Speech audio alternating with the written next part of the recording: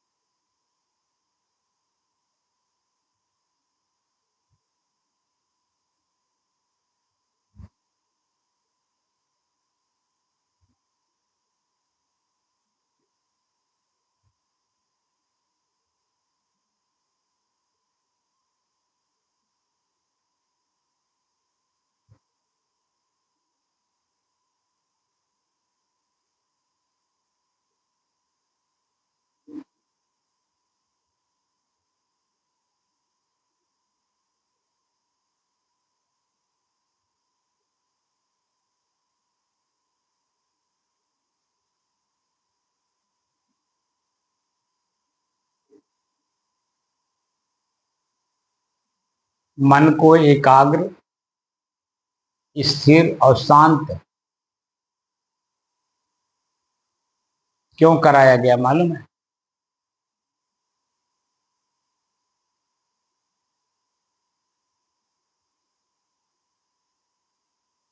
अपने ही मन को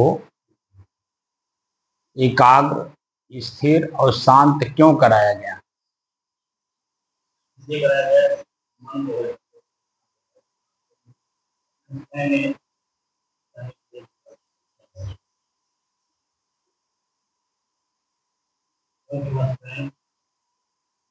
शांत।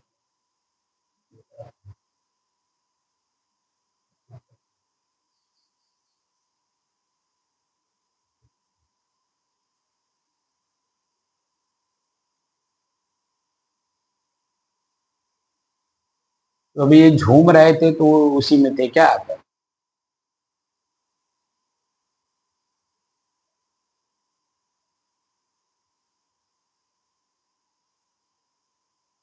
ये तो अचेत अवस्था है, और अचेत अवस्था में आदमी शुद्ध, शांत, स्थिर और एकरस कैसे रहेगा? वह तो चेतना अवस्था है,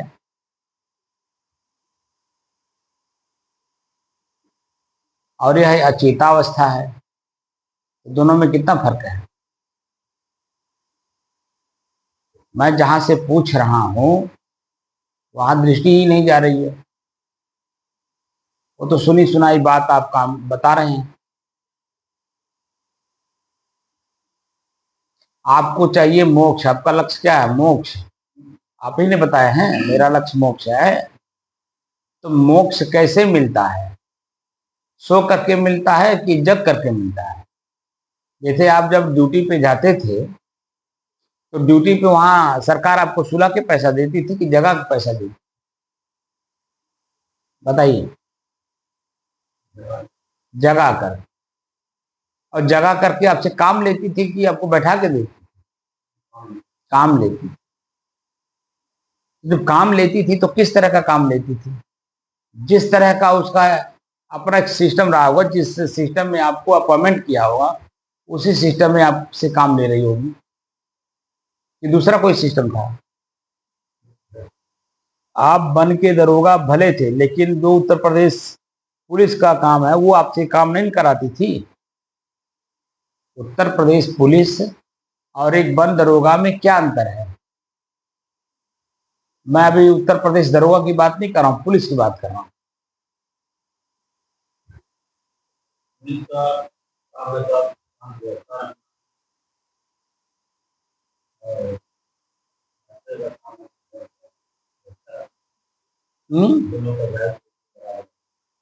दोनों का एक ही जैसे कैसे है? वन दरोगा का काम सिर्फ वन विभाग के लिए है। नहीं, वही मैं क्या कह रहा हूँ, वन विभाग के लिए है, न कि सर्वेंट के लिए है। आम पब्लिक के लिए आपको नहीं अपॉइंटमेंट किया गया है।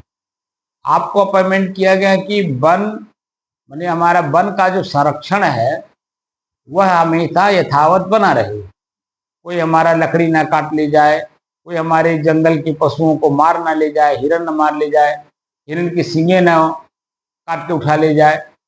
जो तरह उसका एक अलग व्यवस्था होगा, उस व्यवस्था के तहत आपको अपॉइंटमेंट किया होगा, न कि सिविल सर्वेंट के लिए। पुलिस सिविल सर्वेंट के लिए है और आप वन के लिए विशेष काम के लिए। सिपाही भी जो पुलिस है वह भी एक विशेष काम के लिए है, लेकिन अलग काम के लिए। एक वन दरोगा वह भी विशेष है, लेकिन अलग काम के लिए। तो जिस काम के लिए जहाँ पे अपॉइंटमेंट किया है, आपको जिस चौकी पे रखा है, जिस वन मतलब रेंज में रखा है आपको, वहीं आपको काम करना होगा। आप दूसरे रेंज में नहीं जा सकते, अपने विभाग में दूसरे रेंज में नहीं जा सकते, दूसरे का काम आप नहीं कर सकते। आपको जो काम दिया गया है आप वही काम करें। यहाँ आप मुक्ति चाहते हैं, तो मुक्ति किससे चाहते हैं? अपने ही कर्मों से। तो कर्म कौन कौन सा कर्म बचपन से लेके अब तक कर बैठे हैं, उन कर्मों को कैसे अपने जीवन से निकालेंगे? जब आपका चित्त उसी कर्मों में दौड़ रहा है और 1 मिनट में 60 सेकेंड होता है, 60 में 40-50 बार ख्याल करता है, स्थिर है ही नहीं है, तो आप कैसे काम करेंगे? इसीलिए आपके मन को एकाग्र कराया गया ताकि एक ही काम में लगातार उसी के बारे में देखे, सुने, बोले, करे, समझे, एक ही विषय पे, एक ही पॉइंट पे, ताकि उसका जो निष्कर्ष है लास्ट में वो मन को सुकून देने वाली हो, न कि मन को अशांत करने वाली हो। तो मन को एकाग्र इसलिए कराया गया ताकि आपका चंचल मन किसी एक विषय पर लगातार जब तक उसको काम वो दिया जाए तब तक उसको करे। आपको वन दरोगा बनाया गया तो पूरे 60 साल के लिए बनाया गया कि बीच में आपको अलग कर दिया गया? आपके उम्र के 60 साल, न कि काम 60 साल। आपकी उम्र 60 साल कितने दिन में हो जाएगी? कितने दिन में आप अपॉइंटमेंट हुए हैं? जिस दिन अपॉइंटमेंट हुए हैं उस दिन से लेकर के और आपके उम्र के 60 साल के पड़ाव तक आपको अपने विभाग में सरकार रखती है और काम देती है। लेकिन जिस दिन आपका 60 साल पूरा होता है उसी दिन आपको रिटायर कर देती है, क्योंकि आपके शरीर में अब वह ऊर्जा नहीं रह गई जिससे मैं आपके शरीर से काम ले सकूं। आंख से दिखाई नहीं देगा, कान से सुनाई नहीं देगा, पैर से चल नहीं पाएंगे, मुंह से बोल नहीं पाएंगे, सोचने की क्षमता खत्म हो जाती है, चित्त और चंचल हो जाता है, क्योंकि अनेकों कर्म किए हुए हैं। तो मन एकाग्र क्यों कराया गया? किसी एक विषय पर लगातार जब तक उसका परिणाम सामने न आ जाए, उसका निष्कर्ष सामने न आ जाए, चित्त प्रसन्न ना हो जाए, तब तक उस काम को करने के लिए मन को एकाग्र कराया गया। स्थिर क्यों कराया गया? जो निष्कर्ष मिला मुझे, चित्त की प्रसन्नता, आनंद, सुख, उसको स्थिर बनाए रखने के लिए। क्योंकि वह जो स्थिरता है, वह स्थिरता आपके अपने स्थिरता में वह इंक्लूड होता है, जुड़ता है। तो दोबारा अगर उसी कर्म को करना पड़े किसी भी कारण से, तो अगर आप उस स्थिरता को देखे रहेंगे, जाने रहेंगे, समझे रहेंगे, तो करने लायक जो कार्य है जिसमें स्थिरता हमारी बरकरार रहे उस कार्य को तो करेंगे। लेकिन जिस कार्य से हमारे चित्त की चंचलता बढ़े, स्थिरता हमारी भंग हो, उस काम को हमें नहीं करना है किसी भी परिस्थिति में। क्योंकि चित्त की स्थिरता में ही मेरी अपनी स्थिरता है। और चित्त अगर चंचल है, बार बार कोई प्रश्न उठ रहा है मन में, तो हम स्थिर कहाँ अपने को महसूस कर पाएंगे? तो चेतना में रहने के लिए आपके मन को एकाग्र कराया गया, स्थिर कराया गया। और शांत का मतलब मैंने क्या बताया था आपको पता है? बोलिए। बताया तो हूं, बताया हूं तो बताइए।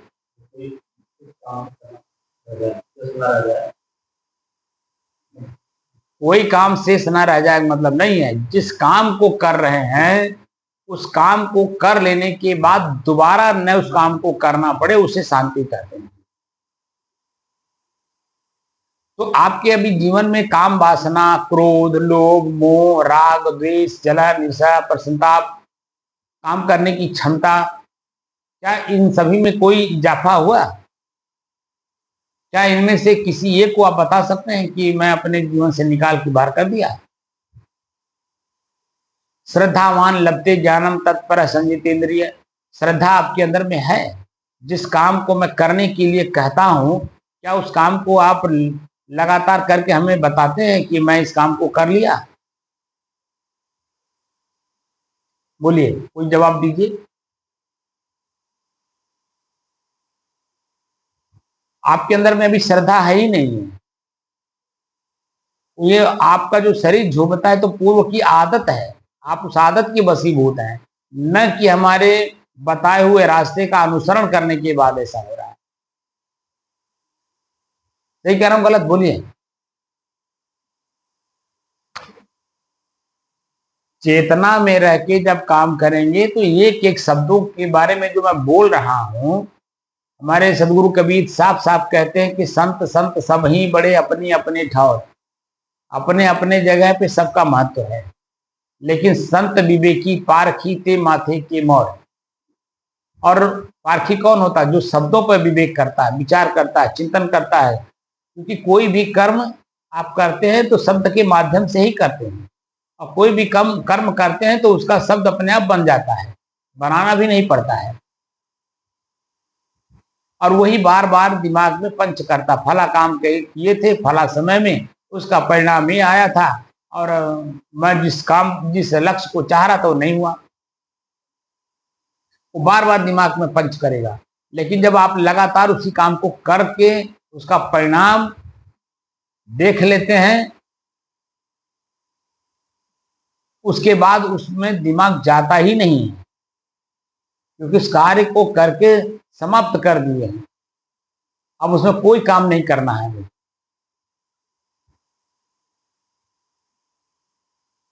इसलिए मनुष्य शरीर में है, थोड़ा सा चेतना लाइए। इतने बड़े बड़े शब्द का प्रयोग मैं करता हूं आपके ऊपर, लेकिन आपके ऊपर जू नहीं रेंग रही है। बैठते ही जब शरीर को झुमाने लगते हैं। अभी जैसे मैं बोल के बंद हो जाऊंगा, अभी आपका शरीर फिर झूमने लगेगा। चेतना में आप रहेंगे नहीं तो जो शब्द मैं बोलता हूं वो खाली रट लेने से, लिख लेने से, बोल देने से वो स्थिति हमारी नहीं बनती है जो हमें चाहिए। हम कुछ चाहने के लिए साधना कर रहे हैं, और वो चाहना क्या है? मोक्ष। कैसे महसूस करेंगे मोक्ष में मैं हूं?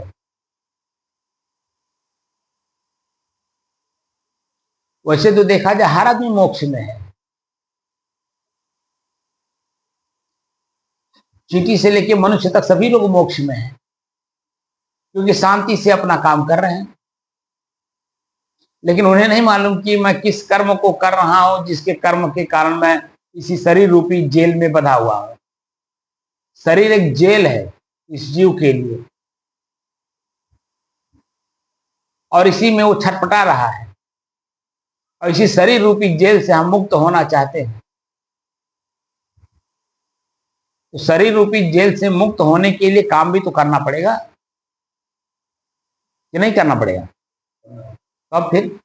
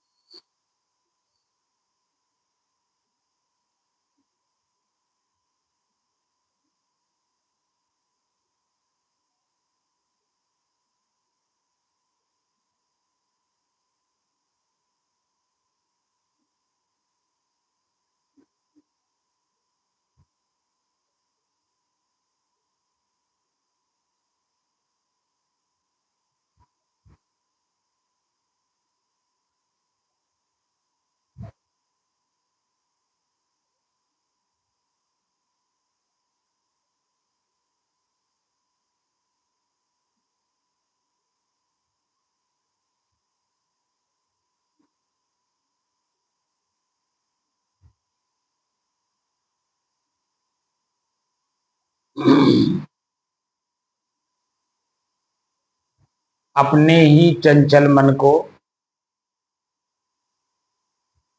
अपने ही बस में करके एकाग्रता, स्थिरता एवं स्वयं अपने आप में शांति का अनुभव करने के बाद मैं स्वयं कौन हूँ को जानने की दृष्टि से साधना करते करते आज 1366 दिन हो गए। तारीख 3 अगस्त सन 2025, दिन रविवार, प्रातः काल का समय।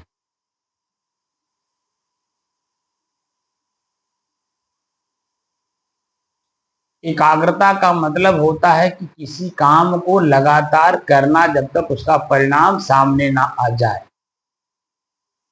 जो मेरा लक्ष्य है उस लक्ष्य को प्राप्त करने तक उस कार्य को करना, उसके अलावा कोई कार्य नहीं करना, चाहे वह किसी भी प्रकार का हो, चाहे वह किसी के द्वारा दिया गया हो। जिस समय में मैं जिस काम को कर रहा हूं उसके अलावा हमें कोई काम प्रिय ना लगे, यह है एकाग्रता।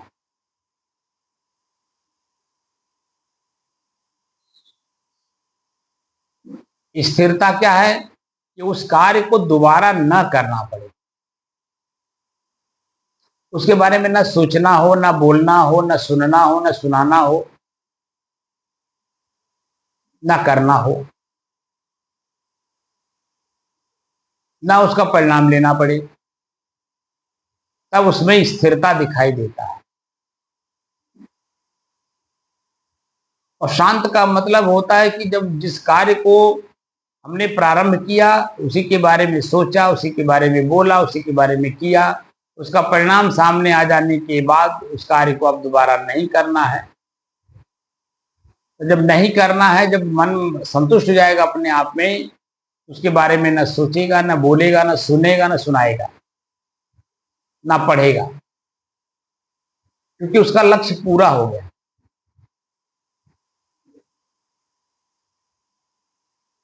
और उसमें अपनी एक रास्ता बनाए रखेगा जिस चीज को प्राप्त किया है।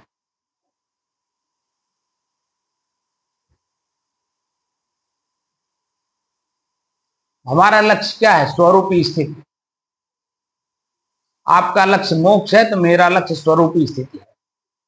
स्वरूप स्थिति में पहुंचने के लिए बाधाएं कितनी हैं? क्या ये नींद जो आप लेते हैं, यह नींद क्या स्वरूप स्थिति की है या शरीर की है या प्रकृति की है? बताइए। तो नींद की नहीं है, स्वरूप स्थिति की नहीं है ना। तो स्वरूप स्थिति में जाने में बाधक हुआ कि नहीं हुआ? इस व्यवधान को दूर कौन करेगा?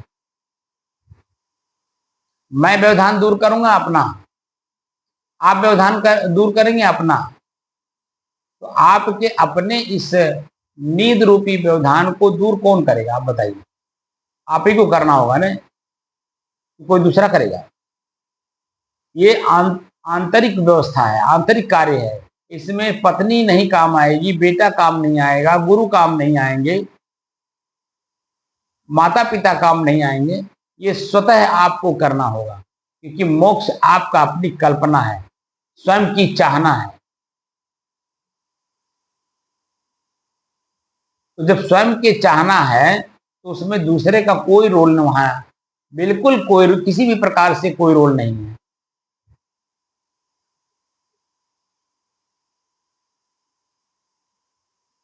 क्योंकि शरीर के भीतर का काम है, बाहर का तो रोल है। भोजन कोई बना के दे देगा, कपड़ा आपका कोई धो देगा, आपके शरीर को नहला कोई देगा। अगर आप भोजन नहीं कर पा रहे तो भोजन भी वो आपके मुंह में डाल देगा।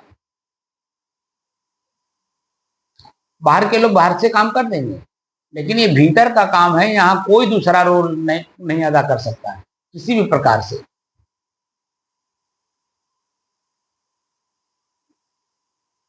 यहाँ हमें स्वतः ही करना होगा, और स्वतः करने के लिए हमारे अंदर में स्टेमिना होनी चाहिए। अंग्रेजी में स्टेमिना और हिंदी में चेतना।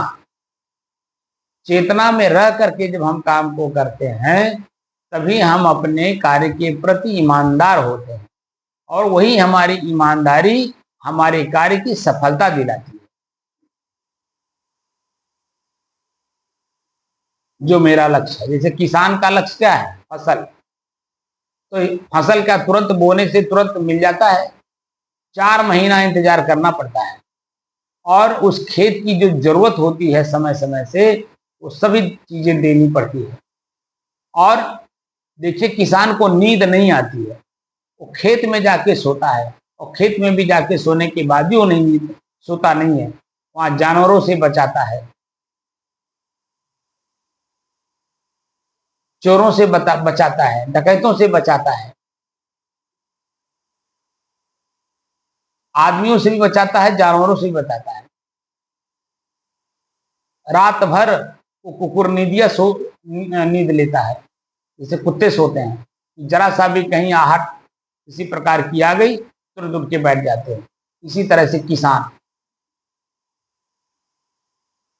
बनिया को भी देखेंगे, व्यापार करते समय माल जब तक आ ना जाए दुकान में, सेल ना हो जाए, उसे 4 पैसे का लाभ ना उसको दिखाई दे, तब तक देखिए उसी के बारे में सोचता है, बोलता है, करता और कराता है। नौकरी करने वाला, आप भी नौकरी किए होंगे, नौकरी किए होंगे, क्या किए हैं? पूरे 1 महीना तक जब तक वेतन नहीं मिल जाता है, कितना एकाग्र, चिंतित और न जाने क्या क्या आपके जीवन में घटना घटा रहा होगा, कि जब तक वेतन नहीं मिल जाता, खाली एक लक्ष्य है वेतन। उसमें भूख प्यास, मान अपमान, ठंडी गर्मी, हर चीज को आपने सहन किया होगा। और जिस दिन आपको वेतन मिला होगा, उस दिन आपको कितना खुशी होती रही होगी। वो सब कुछ, जितने भी व्यवधान आपने पार किया, वो सभी व्यवधान दिमाग से निकल गए। हमारा जो लक्ष्य था, वेतन के रूप में रुपए लेना, अपने परिवार का, अपने शरीर का, अपने समाज का हित करने के लिए, उस दिन आपकी खुशी, आपकी अपनी खुशी, आपके शरीर की खुशी, आपके मन की खुशी, आपके परिवार की खुशी, आपके समाज की खुशी, सब के अंदर में खुशी ही खुशी। अभी मैं एक दिन बुधवार या बृहस्पतिवार को, बुधवार को मैं चला गया मालवीय रोड पे। एक मिस्त्री है, अपनी मोटरसाइकिल दिखाने के, वहां मैं बैठा रहा, मिस्त्री अपना काम करता रहा। मेरे बगल में एक सज्जन बैठे हुए थे, काफी देर से मुंह में पुकार भरे हुए थे, और उम्र रही होगी 55 से 57-58 साल, और चिंतित होके बैठे हैं। आधे घंटे बीत गया, मैं उनसे कोई वार्तालाप नहीं किया, ना वो हमसे किए। लेकिन आधे घंटे के बाद मुझसे नहीं रहा गया, बस कोई बात मैंने छेड़ दी। तो मैंने उनसे ये कहा कि आपसे मुझे कुछ दान में लेना है, क्या मुझे मिल जाएगा? क्या मेरे जेब में पैसा नहीं है, मैं आपको नहीं दे पाऊंगा, अब मांगिए नहीं। मैंने कहा कि जो आपके पास है वही मांगूंगा, वो आपके पास भरपूर है, उसी में से मुझे थोड़ा सा चाहिए। वो आश्चर्य में पड़ गया कि वेतन मिला नहीं है, पैसा है नहीं जेब में, ये एक और झंझट लेकर के आ गए, और कह रहे हैं आपके पास है, अब भरपूर है, उसी में से थोड़ा चाहिए। वो झुंझला करके मुझसे कहे कि आप बात ना करिए, मेरे पास है ही नहीं है, जब पैसे जेब में नहीं है। तो बातचीत करते करते पता चला कि ये बिजली विभाग के लाइनमैन हैं, और 2 महीने से उनको वेतन नहीं मिला है, वो झुंझला रहे हैं। और जब मैंने उनसे ये कहा कि मुझे रुपया नहीं चाहिए, ना आपकी संपत्ति चाहिए, ना जमीन जायदाद चाहिए, मुझे जो चाहिए वो आपके पास है। फिर मैंने उनके सामने प्रस्तुत कर दिया कि यह जो आप पुकार खा रहे हैं आदत है, यही मुझे चाहिए और कुछ नहीं चाहिए। बहुत गदगद हुआ, प्रसन्न हुआ, उछल गया, एकदम उठ के खड़ा हो गया।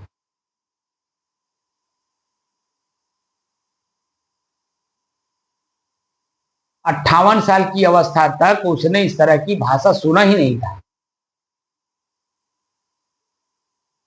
तो चिंता व्यक्ति को अपने लक्ष्य के भेदने तक लगी रहती है। वेतन 2 महीने से नहीं मिला, फलाने का कर्जा है, दूध का देना है, उधर किराने के स्टोर का देना है, कपड़ा ले लिए हैं उस कपड़े के दुकान वाले को देना है, जूता चप्पल ले लिए उसको देना है। माने हर तरह का चिंता उसके जीवन में व्याप्त है जब तक उसको पैसा नहीं मिल जाए। पैसा जिस दिन उसको मिलेगा वेतन के रूप में, वो कितना खुश होगा, क्योंकि उसका माइंड मेकअप होगा कि फलाने का चल कर पहले दे दें, फलाने का दे दें, फलाने का दे दें, फलाने का दे दें। बहुत खुश होगा कि उनका लिया उनके सामने मैं नहीं हो पा रहा हूँ और आज मुझे मिल गया, चल करके पहले उनको दे दें ताकि मैं उनके सामने ईमानदार बना रहूं। मैं ईमानदार हूं, बेईमान नहीं हूं।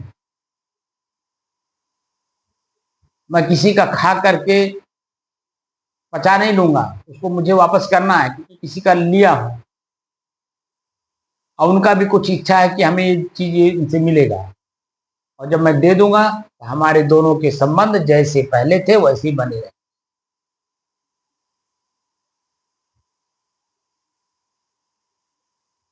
साधना इसीलिए किया जा रहा है। साधना का मैं कह भी रहा हूं कि साधना का मतलब बस में करना होता है। हमारे ही शरीर के कौन से अंग मेरे बस में हुए? 1366 दिन हो गया आज।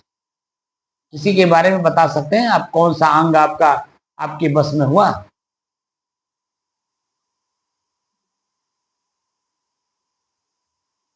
क्यों है? पूरा हम एक एक करने की बात कर रहे हैं ना। हम तो पूरा इकट्ठे एक के बार तो कह नहीं, एक के बार जितना आप गेहूं चावल पैदा करते हो क्या कुल एक का दिन खा लेते हो? बोलिए। तो एक एक एक कर कबीर साहब की साखी भी मैंने सुना दिया कि एक एक निर्वारी जो निर्वारी जाए, जिसमें हमारी अपनी क्षमता हो कि मैं इसे बस में कर ले जाऊंगा या नहीं कर पाऊंगा तो गुरु का सानिध्य क्यों लिए आप, क्यों इतना दिन तक आप इस कार्य को कर रहे हैं?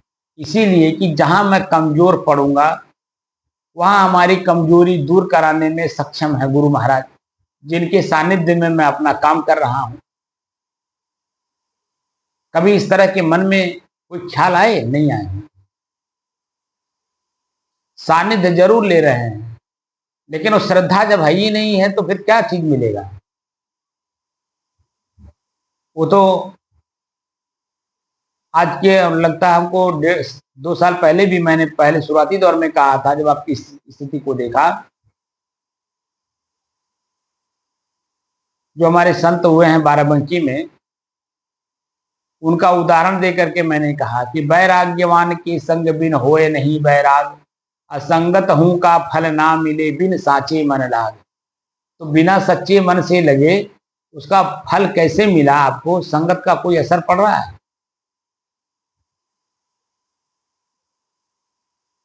यहाँ उम्र नहीं देखी जाती है, यहाँ आपके मन की स्टेमिना यानी चेतना देखी जाती है, ना शरीर किस अवस्था में है। इसीलिए हमारे सन्यासियों में किसी भी उम्र में अगर आप सन्यास धारण करते हैं तो वहां आपको अध्ययन कराया जाता है। सबसे पहले व्याकरण पढ़ाया जाता है, व्याकरण के सूत्र रटवाए जाते हैं।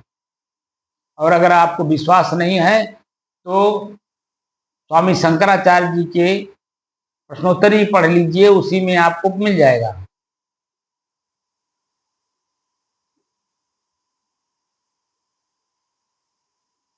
एक गंगा के किनारे स्नान करके लौट रहे थे, एक वृद्ध सन्यासी डुक्रिंग करने एक सूत्र है व्याकरण का, उसको रट रहा था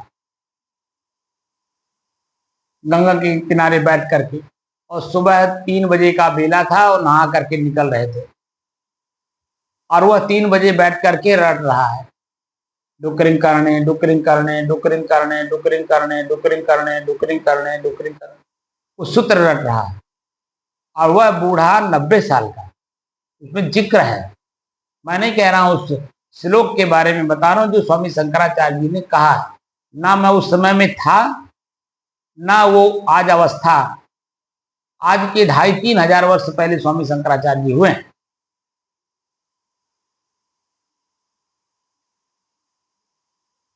और हमारी उम्र अभी कितनी है? 53 साल, 53वां चल रहा है, 52 साल पूरा हुआ है।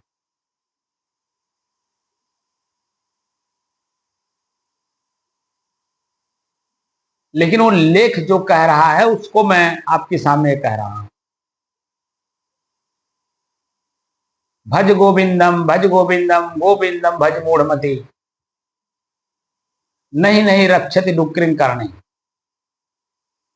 आपकी रक्षा डुक्रिंग करने जो सूत्र है व्याकरण का, वह नहीं आपको कल्याण कर पाएगा।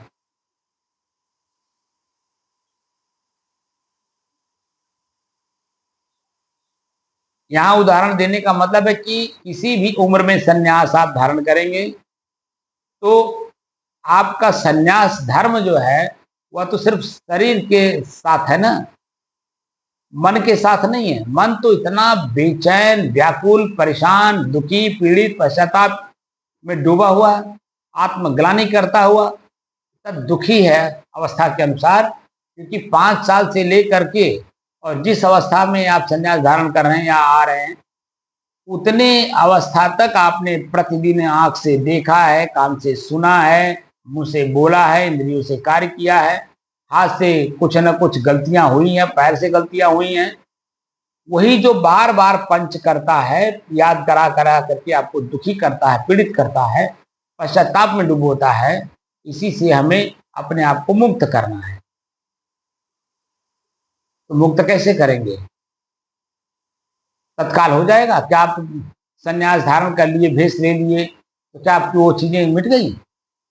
कदापि नहीं। उसका एक सिस्टम है, उस सिस्टम में जब आप जाएंगे तभी आप अपने आप को मुक्त कर पाएंगे। इसीलिए जब किसी भी अवस्था में आदमी संन्यास धारण करता है तो उसको प्रथम स्टेज पहले काम कराया जाता है, उसको उसके संस्कार को मिटाने के लिए उसको कुछ न कुछ दूसरे शब्दों का संग्रह कराया जाता है, जिसको याद करना कहा जाता है। इसको याद करो। जब मैं संन्यास खुद धारण किया था तो घर का, परिवार का, समाज का जो ज्ञान मेरे दिमाग में था उसको खत्म करने के लिए गुरुजी ने सबसे पहले गुरु वंदना दिया। उस गुरु वंदना को हमें रटना पड़ा, याद करना पड़ा। और कितने दिन में याद हुआ? क्योंकि पहले का जो संस्कार मस्तिष्क मन में भरा पड़ा है उसको खाली करके इसको वहां स्थापित करने में कम से कम मुझे 2 महीना लगा, याद करने में। और लाइन कितनी है? 8 लाइन है और 2 दोहा है।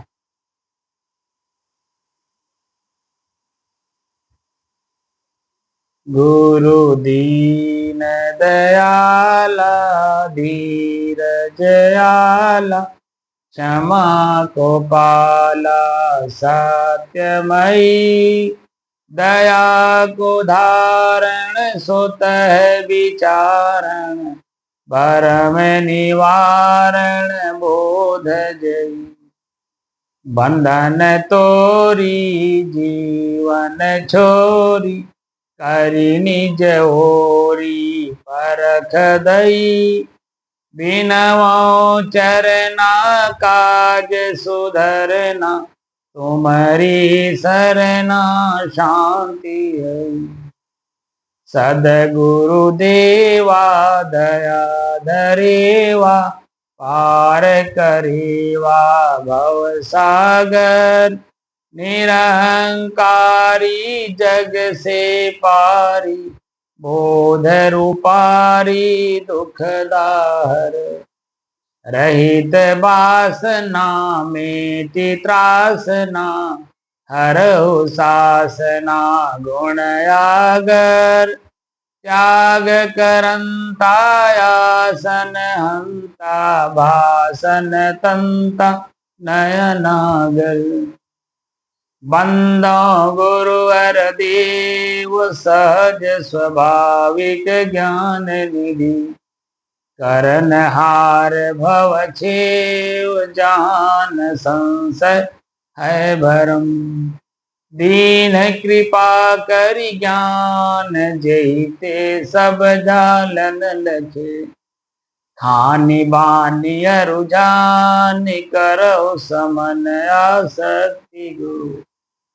बंदो सन्मुख पारखी शीस भेंट धरु हाथ। वचन उचारो बंदगी सत्य प्रेम के साथ। साहिब बंदगी साहिब। 8 लाइन और 2 सोरठा। साखी नहीं है, सोरठा है। इतनी लाइनों को याद करने में मुझे 2 महीने लग गए, क्योंकि जो पहले से भरा हुआ कचरा था उसको साफ करके और इसको वहां स्थापित करने के लिए हमको काम करना था। तो याद मैं करता था, याद होता नहीं था। तो सुबह सुबह गुरु वंदना गुरु के सामने प्रतिदिन करना होता था। तो गुरु जी स्वयं भी बोलते थे और साथ साथ मैं भी उनके साथ बोलता था। तो धीरे धीरे धीरे धीरे वो अभ्यास होता गया। भीतर का जो कचरा मेरे अंदर भरा हुआ था वो धीरे धीरे साफ हुआ और फिर इसी को स्थापित कर लिया। तो धीरे धीरे कोई भी चीज होता है। और 1366 दिन से जो मैं काम करा रहा हूं, कोई न कोई एक ऐसा विषय होना चाहिए जिसमें हम पारंगत हुए हों, उस काम को दोबारा न करना पड़ा हो। और अगर आप नहीं कर पा रहे हैं, वही हाल है कि एक बार ठगावे सो 52 वीर कहावे, अब बार बार ठगावे सो गप्पूनाथ कहावे। इसका मतलब है कि आपने जीवन भर इतना कचरा भर लिया है, इतने गलत काम कर लिए हैं कि आपका वो मन साफ ही नहीं हो रहा है, स्थिर नहीं हो रहा है, और अभी भी वो आपके ऊपर हावी है। और इतने बड़े अच्छे संत गुरु का सानिध्य पा करके भी आपका मन अगर साफ नहीं हुआ, स्वच्छ नहीं हुआ, निर्मल नहीं हुआ, तो जान लीजिए कि मुक्त क्यों मिलना नहीं है, लेकिन 84 लाख योनियों में कई बार घूमना पड़ेगा। एक जीव को 84 लाख योनियों में जाने में एक बार खाली जाता है, क्योंकि वो अज्ञान है, अज्ञानी है, सिर्फ एक बार जाता है। लेकिन जो ज्ञान आधारित अगर 84 लाख योनियों में गया, उसको कई बार चक्कर लगाने पड़ते हैं। अब वो कितने बार चक्कर लगाना पड़ता होगा वो तो समय बताता होगा उस जीव का, मैं क्या कहूं उसमें। क्योंकि गप्पूनाथ हो गए हैं हम लोग, सुन सुन करके कान को पका लिए हैं। अरे ये तो यही बोलेंगे, करना तो कुछ नहीं, करना तो अपने ही है, जो कुछ करना वह बैठे बैठे सोइए, खूब झलवा झूलिए। अरे 84 लाख योनियों में जन्म मरण के चक्कर में पड़ करके झलवा तो झूल ही रहे हैं, और मन आपको और दबा दिया उसी में। इसीलिए सदगुरु कबीर को कहना पड़ा, गुरु बेचारा क्या करे जब शिष्य ही मां है चूक। शिष्य खाली अपने को खाली ये सो करता है कि मैं इनका बहुत प्रिय शिष्य हूं। अरे मेरे मानने ना मानने से आपका क्या मतलब है, आप बताओ। कोई भी गुरु किसी भी शिष्य के प्रति, चाहे वो शरीर को देख करके गोरापन, चाहे वो जात को देख करके, चाहे उसके विद्या को देख करके अगर आकर्षित हो गया, वो गुरु भी दोषी, वो शिष्य तो दोषी है ही है। क्योंकि एक एक कर्म करा करके उसके भीतर का जितने भी कचरे हैं सब साफ करवाना पड़ता है। तो गुरु अपने जब गुरुत्व में जब स्थिर रहता है तभी शिष्य के अंदर में गुरुत्व धारण करा पाता है, क्योंकि जो मैं हूं यही गुरुत्व उस शिष्य के अंदर में धारण करना पड़ता है। तो वहां मोह नहीं देखा जाता है, उसकी आसक्ति नहीं देखी जाती है, उसके कर्म देखे जाते हैं कि कौन सा कर्म ये शुरू किया और अंत कब तक करके उसको समाप्त किया, उसको दोबारा ना करना पड़े। जीभ का स्वाद भोजन करते समय ध्यान देना पड़ता है कि ये भोजन कैसा कर रहा है। अगर भोजन चटक मटक कर रहा है, स्वादिष्ट कर रहा है, इसका मतलब जीभ उसका उसके बस में नहीं है, उसको फीका भोजन कराया जाता है, नमक बिल्कुल नहीं दिया जाता है। ये जो आम आदमी कहते हैं, साधु के बारे में तो नहीं कहते हैं, हो सकता साधु के बारे में भी कहते हो, लेकिन ब्राह्मणों के बारे में मैंने ज्यादा सुना है कि पंडित के बनावल भोजन कि तो पंडित खाएं कि तो पशु खाएं, आदमी के बस का नहीं है। ये आम आदमी बोलता है, क्यों? क्योंकि आम आदमी जीव के वशीभूत है, और जो पंडित है वह बचपन में जब ब्रह्मचर्य का पालन करना शुरू किया था गुरुकुल में, तब से लेकर के उसके हर अंगों को उसके बस में करने की कला सिखाई जाती है, जिसमें एक जीव भी हमारा इंद्रिय है। तो जीव को अपने बस में करने के लिए फीका फीका भोजन नहीं करेगा तो उसको परेशान कर डालेगा। तो वेद का मंत्र कैसे याद करेगा? जो उसको साधना करना, अपने बस में करना अपने शरीर को, वो कैसे कर पाएगा? ये तो आम आदमी की तरह वो भी है। तो ब्राह्मण मतलब एक विशेष व्यक्ति समाज का जो ज्ञानी है। ज्ञानी क्यों है? इसलिए है कि वह अपने शरीर और इंद्रियों को अपने बस में करके बैठा है, स्थिर है।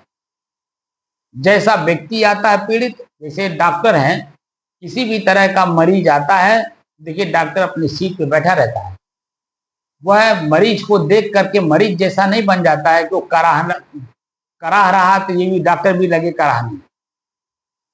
मरीज करा रहा है तो डॉक्टर अपने जगह पे शांत होकर के उस रोगी व्यक्ति का रोग को पढ़ता है, इसको हुआ क्या है। और हुआ क्या है, जिस तरह का रोग हो उस तरह का दवा इसको चाहिए। तो वो स्थिर होकर के दो चीजों का चिंतन करता है, एक रोगी को देखता है, एक रोग का निवारण करने के लिए दवा तुरंत दिमाग से याद करता है कि कौन सा दवा इस पे काम आएगा। क्योंकि जो पहले से जाना है, पढ़ा है, या किसी सीनियर के द्वारा समझा है, वो खट से उसके दिमाग में आएगा कि इस रोग पर ये दवा काम करता है। वही दवा उसने एक पर्ची पे लिख देता है और लिख करके उसको पकड़ा देता है, जाओ स्टोर से खरीद करके लाओ, हमको दिखाओ। दवा जब वो देख लेता है और अपने आप पे संतुष्ट हो जाता है तो कहता है कि जाओ इसको टाइम टाइम से खाना, इतने दिन तक खा करके तब मेरे पास दोबारा आना। अगर उसी दवा में वो ठीक हो गया और वो दोबारा डॉक्टर के पास नहीं गया, डॉक्टर तो अपने जगह पे स्थिर है, उसका कोई कुछ नहीं बिगड़ता है, रोगी आवे ना आवे। और रोगी का काम है कि अगर दवा सूट कर रहा है और उसका रोग धीरे धीरे खत्म हो रहा है तो दोबारा जाकर के डॉक्टर से मिले ताकि वो जड़ से खत्म हो जाए। और अगर उसी जितना दवा दिया गया उतने से ही अगर वो ठीक हो गया तो दोबारा वो डॉक्टर के पास नहीं जाएगा, पक्का है, क्योंकि वो ठीक हो गया। तो डॉक्टर साहब तो अपने जगह पे स्थिर ही हैं, मरीज भी अपने जगह पे स्थिर है। दोबारा उसी मरीज का और डॉक्टर का संपर्क होगा, लेकिन दूसरे मर्ज के कारण, उस मर्ज के कारण नहीं। तो यहां मैं इतने बड़े बड़े उदाहरण दे करके आपको समझाने का कोशिश कर रहा हूं। आपका दिमाग जब पत्थरवत हो गया है, कुछ पकड़ता ही नहीं, तो क्या करेंगे आप बताइए?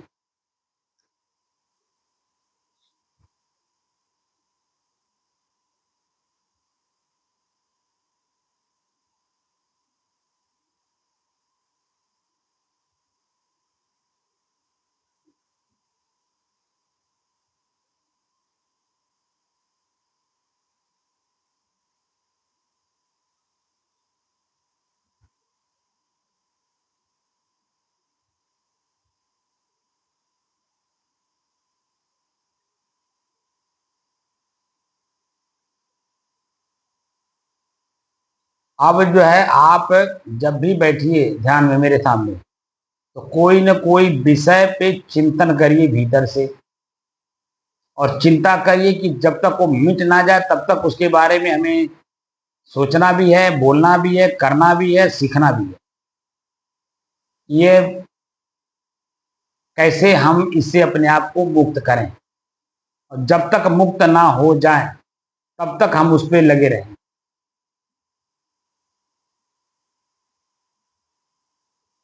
या कोई एक विषय पे संकल्प ले लीजिए कि हमें इस काम को करना है।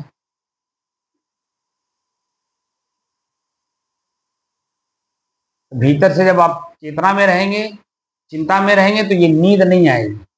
लेकिन जब आप बैठते ही जन्म कोई मन में बात तो है नहीं, उस पर हमें चिंतन करना नहीं, चिंता करना नहीं, तो भय कहाँ से होगा। अब भय नहीं हुआ तो फिर हमारे सामने फिर दोबारा बैठ कर कैसे झूमने लगते हैं। कितनी बार मैं बोल चुका हूं।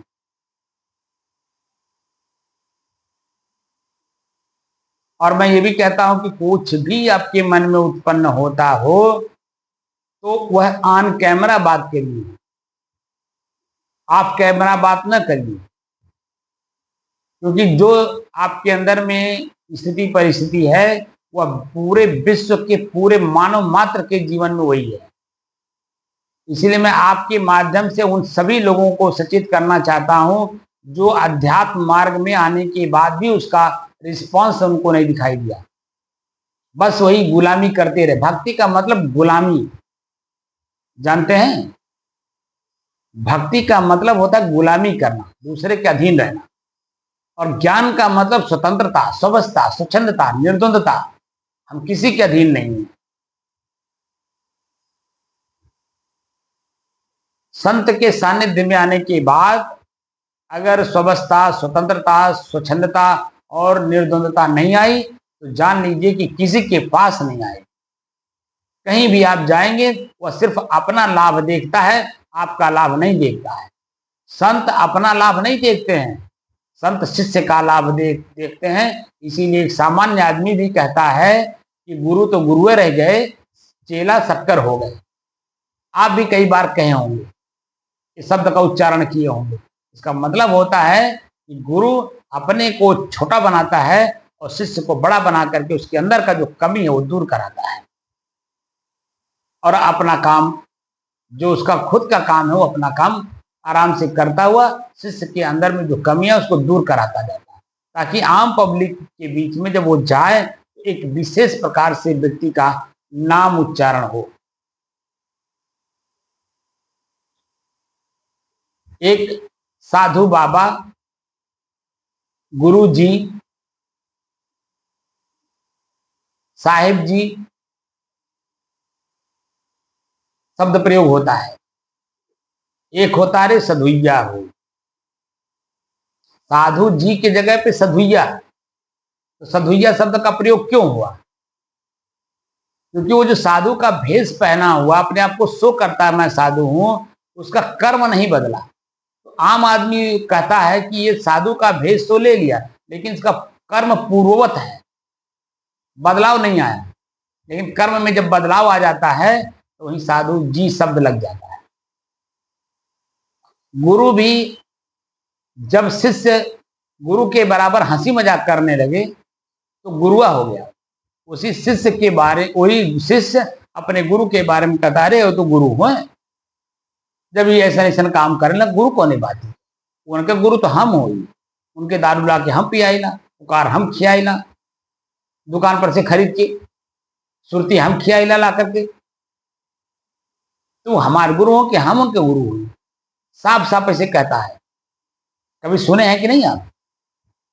क्यों है? देखे तो होंगे आप ही के गुरु, आपके गुरु स्थान पर गुरु आपके जैसे भी रहे हो, गांजा पीते थे कि नहीं? गांजा पीते थे तो विषय में आसक्त थे कि नहीं? तो आप अगर उनके शिष्य हैं तो आप भी कहीं से जंगल के आप दरोगा थे तो जंगल में मार गांजा उगता होगा, आप पिला करके उसको उनको पिला दिए होंगे। तो आप उनके गुरु हैं कि वो आपके गुरु हैं? क्योंकि आप उनकी आदत को पुष्ट कर रहे हैं,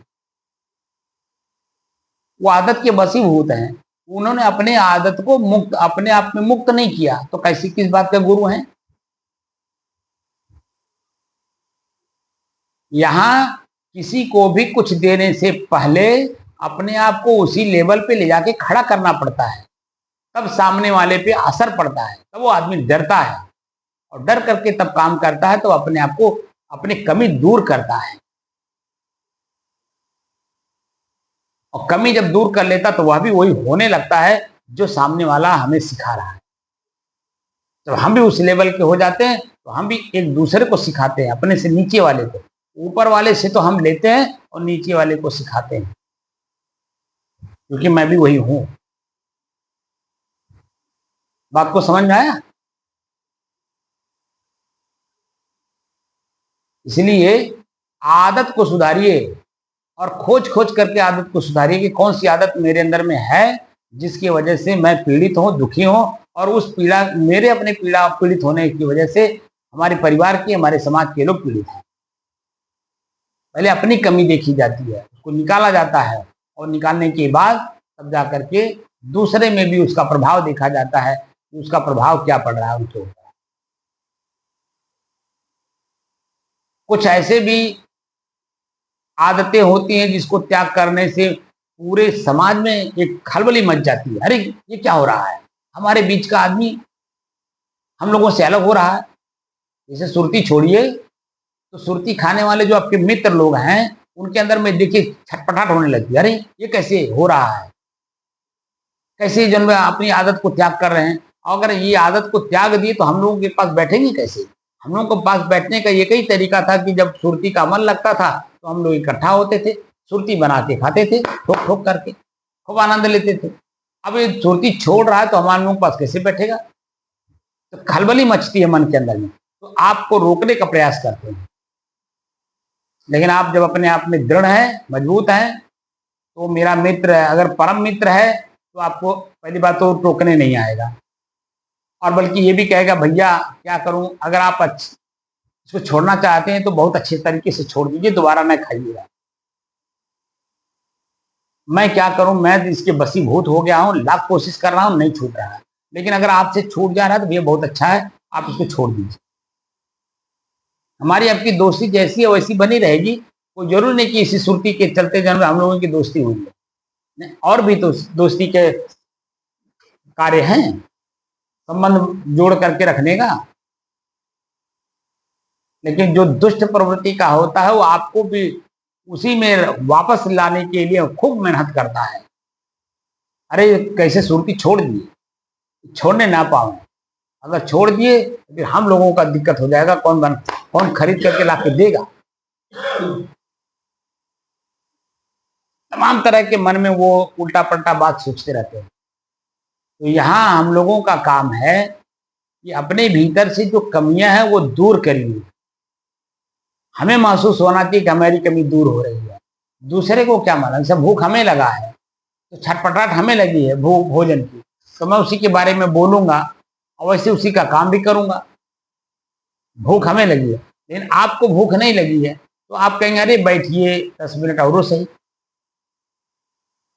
अरे साधना करने बैठे हैं, साधिए, थोड़ा सा भूख को भी साधिए। और यहाँ मेरा भूख के मारे प्राण जा रहा है, तो मैं आपकी बात मानूंगा या अपने भूख को मिटाने के उद्यम करूंगा। इसलिए हमारे अंदर में जो कमियां हैं हमें ही दूर करना है, जिस भी तरह की कमी हो।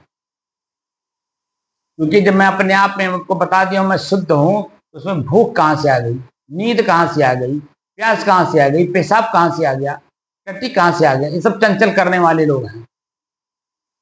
इन सब को जीतना होता है और अपने शरीर को स्थिर करना होता है।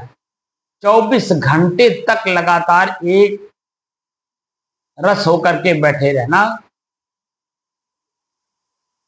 शरीर में किसी प्रकार का हलचल हो हमें महसूस ना हो, चींटी काटे कि मच्छर काटे कि सांप काटे कोई फर्क ना पड़े,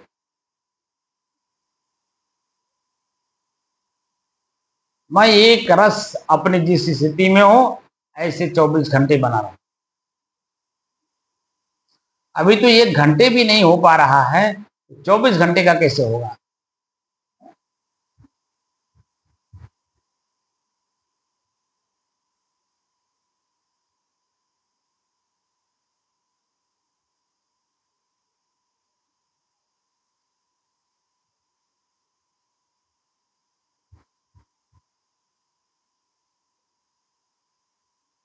और 24 घंटे के बाद हफ्ता दिन तक लगातार बैठे रहने का अभ्यास करना होगा। हफ्ता दिन पूरा हो तो महीना दिन का अभ्यास करना होगा, लगातार ऐसे बैठे रहें। ऐसे ही हमें सालों तक ऐसे ही बैठे रहने का अभ्यास करना होगा, तब जाकर के मुक्ति मिलती है। ये नहीं कि 1 घंटा बैठ गए ध्यान कर रहे तो हमारी मुक्ति हो जाए, ना ही। ये इंद्रियां, ये शरीर, इन शरीर के एक एक कण कब कहाँ कैसे किस रूप में हमें विषय वासना में परिवर्तित कर देंगे, कामना में, वासना में, कल्पना में, हमें पता नहीं है। इसलिए एक रस्ता का अभ्यास, यहाँ तक कि जब तक श्वास है शरीर में, हमको चेतना में रह करके और तब तक अभ्यास करना होता है।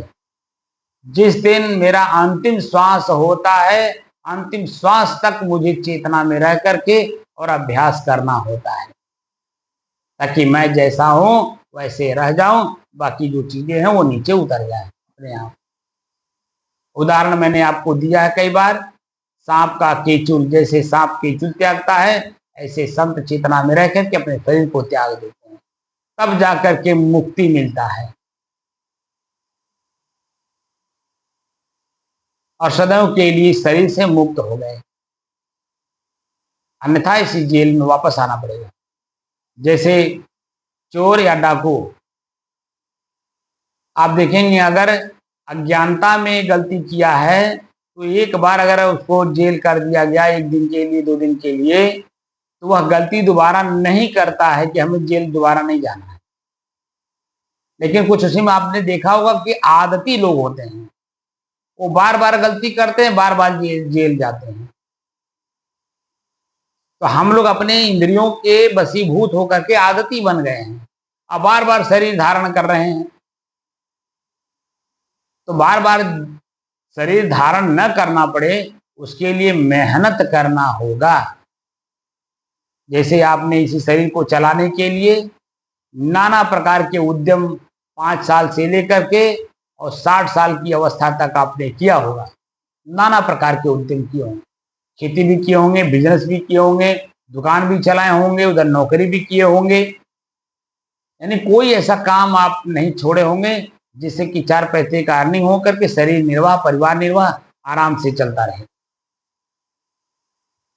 और उसके बाद भी कुछ न कुछ आप करते हैं जब तक आप मर नहीं जाएंगे, शरीर छोड़ नहीं देंगे, तब तक यही परिवार के लोग आपके शरीर का दोहन करते हैं, कुछ न कुछ काम आपको फुरमाते रहेंगे, न कि आपको बैठा करके आपकी सेवा करते हैं। अगर आप बैठका ले लिए, नहीं चल पा रहे हैं, तो वही परिवार के लोग कौन कौन से शब्द का प्रयोग आपके जीवन में करते हैं, आपका कान सुन करके आत्मग्लानि कितना बड़ा करता है, ये तो जरा उससे पूछिए जो बैठ करके इन सब चीजों को सुन रहा है। उसकी मन स्थिति को देखिए, शारीरिक स्थिति को देखिए, उसके व्यवहार को देखिए कैसा हो रहा है उसके जीवन के साथ। अपार कष्ट होता, अपार पीड़ा होती है। अरे तो धन्यवाद है आपकी पूर्व जन्म के कर्मों का कि कुछ उसमें चेतना आई है, कुछ पाना चाहते हैं, संत का सानिध्य ले रहे हैं, तो कुछ कर डालिए ताकि आगे अगर हमें मेहनत करना पड़े।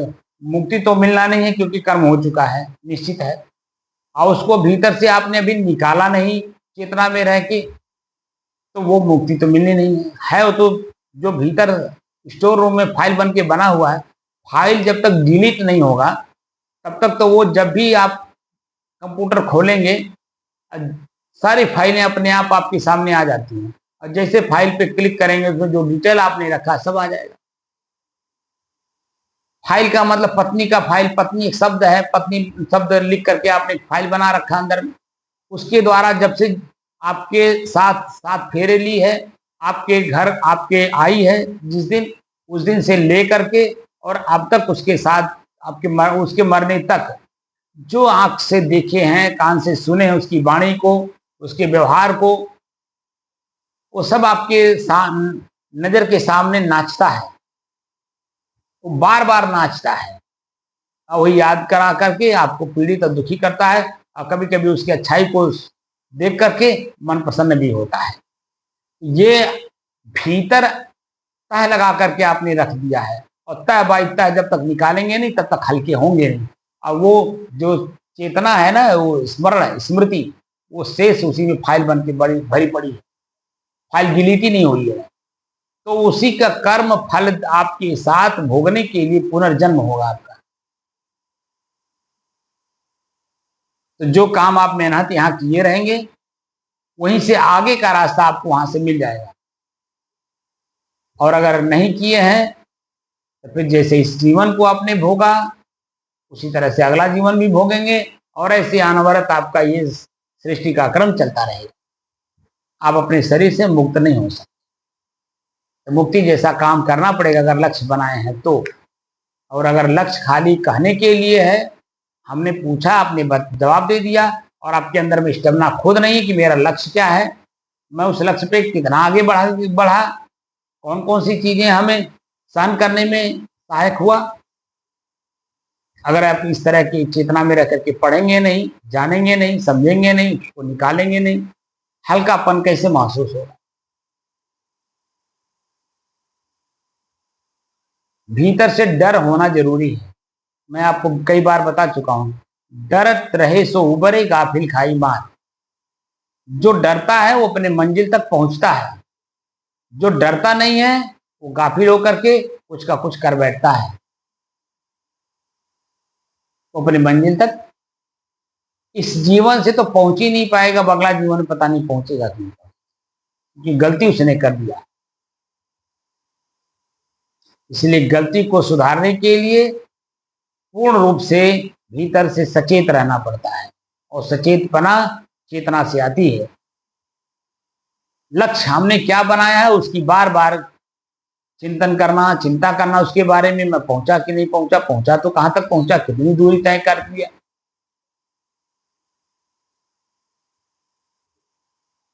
उसी के बारे में सोचना है, बोलना है, करना है, ताकि मैं अपने उस शब्द तक पहुंच करके उसको मैं देख सकूं, जान सकूं, उसी में स्थित हो सकूं, ताकि जो शरीर रूपी जेल है हम इससे मुक्त होगा।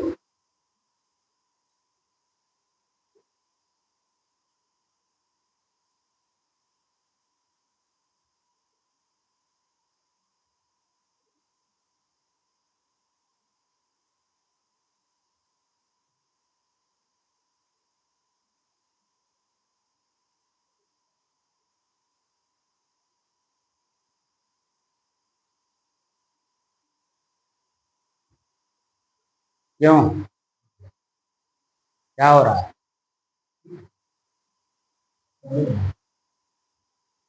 आपकी शरीर तो बता रही है, आपकी शरीर बता रही है ना।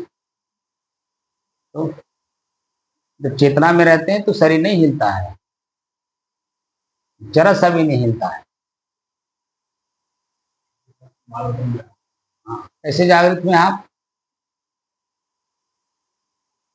हमको, अगर आप काम करेंगे तो हमको जरूरी है बोलना कुछ फिर।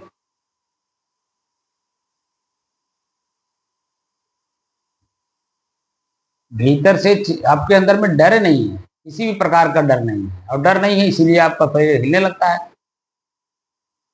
आप काम करने बैठे हुए हैं, सोने नहीं आए हैं, काम करने आए हैं। आपका लक्ष्य है मोक्ष, मोक्ष को पाने के लिए काम कर रहे हैं आप।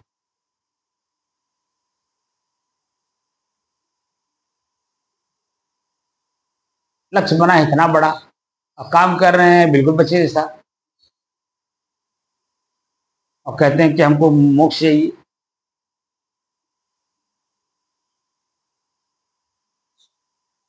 आप दोबारा यहाँ अगर बैठिए तो हमेशा डर रखिए, नींद नहीं आनी चाहिए। और अगर डर ना हो, नहीं हम नहीं चाहते, हम बिल्कुल आपकी बात नहीं सुनने वाले हैं। अगर आपको डर है तो बैठिए, नहीं डर है तो आप बल्कि वहां जहां बैठते तो वहां बैठिए।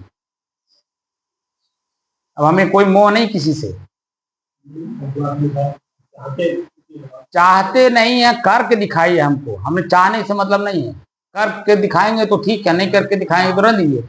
आप वहां जाके बैठ के सोइए। हाँ, ऐसे चेतना में रह के बैठ के हमको दिखाइए ठंडा।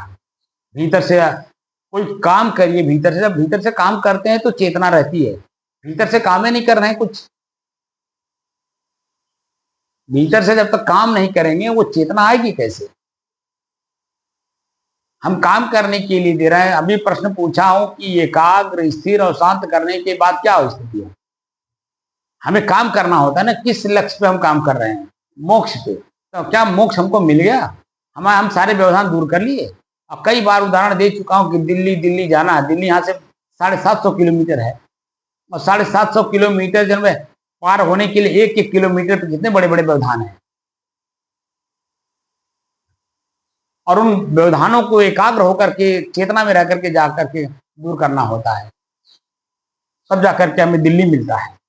और जब दिल्ली पहुंच जाते हैं तो दिल्ली पहुंच जाने के बाद काम करना पड़ता है, न कि दिल्ली पहुंच जाने के बाद वहां जाके सो गए, क्योंकि किसी काम के लिए वहां गए हैं। बात का हमेशा ध्यान रखा करिए। अगर आप चेतना में रह पाइए तो बैठिए हमारे साथ, और नहीं तो फिर पीछे कमरे में जाके बैठिए आराम से।